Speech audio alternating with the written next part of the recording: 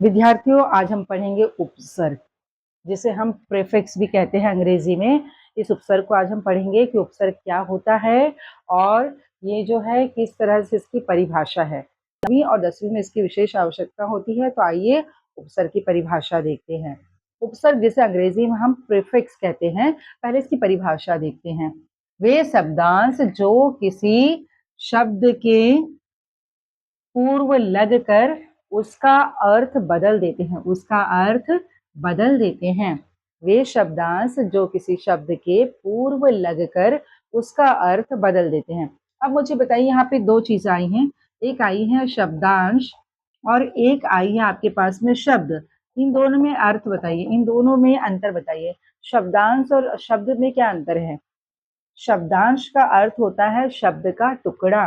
शब्दांश का अर्थ होता है शब्द का टुकड़ा, शब्द का टुकड़ा। और शब्द का क्या अर्थ होता है?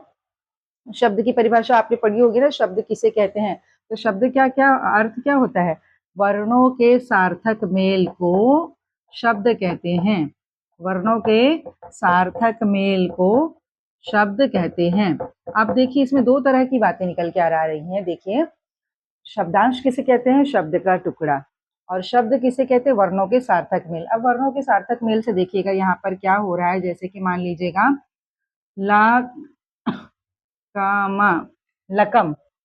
अब मुझे बताइए, यहाँ पे हमने शब्द की परिभाषा पढ़ी, वर्णों के सार्थक मेल को शब्द कहते हैं।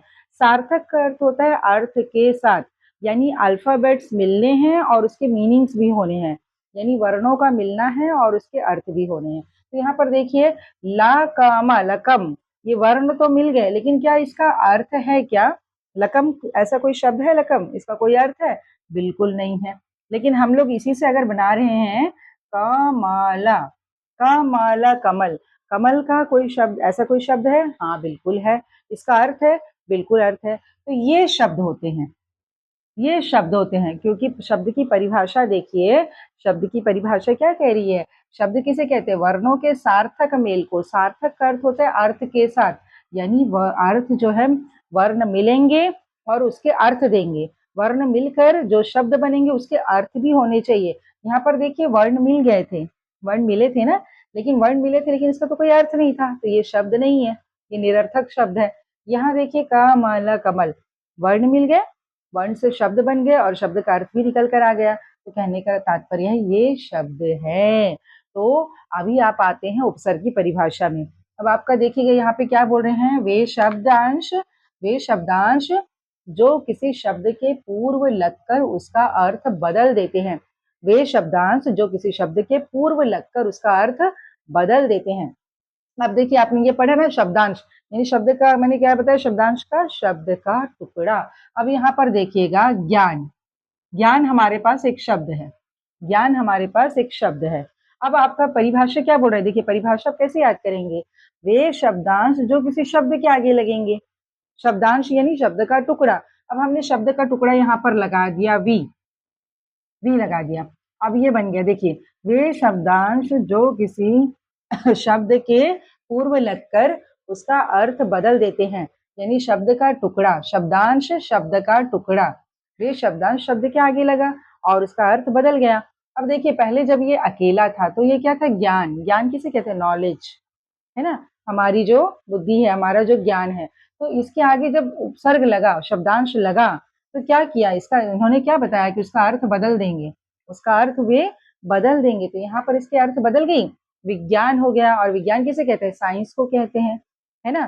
तो यहाँ पर अर्थ बदला, पहले ज्ञान था, अब उसमें वी लग गई तो विज्ञान। और अन्य उदाहरण देखिएगा, जैसे गंध, गंध का क्या अर्थ होता है?